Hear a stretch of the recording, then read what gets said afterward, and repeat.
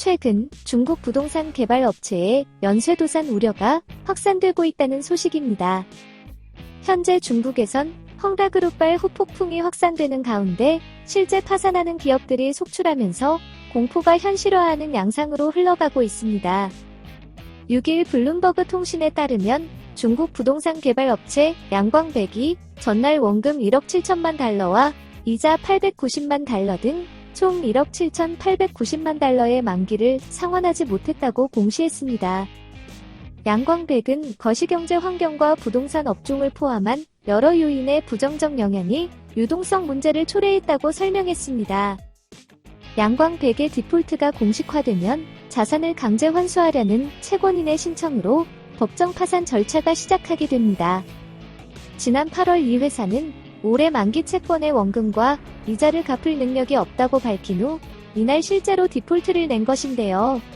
9월에 중국 최대 부동산 기업 중 하나인 헝다의 유동성 위기가 알려진 뒤로 중국 부동산 개발 업체들은 연쇄적으로 자금난에 내몰리고 있습니다. 10월에는 판타시아 홀딩스가 2억 5,700만 달러의 이자를 연체하고 다른 채무도 갚기 힘들다고 밝혔습니다. 또 다른 부동산 업체인 자자오예는 지난달 11일과 12일 내지 못했던 달러 채권이자 8,840만 달러를 22일에서야 간신히 지급하며 파산 위기를 모면하기도 했습니다. 중국 부동산 위기의 근원인 헝다 역시 디폴트 가능성이 점차 확산되고 있는 분위기입니다. 헝다는 3일 밤늦게 홍콩 증권거래소에 올린 공시에서 채권자로부터 2억 6천만 달러의 채무보증 의무를 이행하라는 요구를 받았지만 상환이 어려울 수 있다고 밝혔습니다.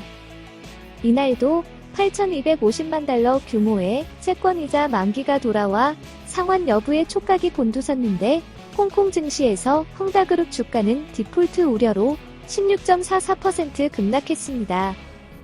헝다의 디폴트 우려에도 인민은행을 비롯한 당국은 긴급 성명을 내며 시장에 미칠 파장이 크지 않다는 입장을 밝혔는데요.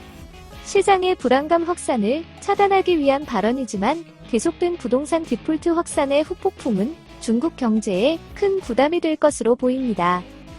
업계에서는 이번 사태를 계기로 중국 국내 총생산의 30%에 육박하는 부동산 시장이 구조개혁의 시험대에 올랐다는 분석이 나옵니다.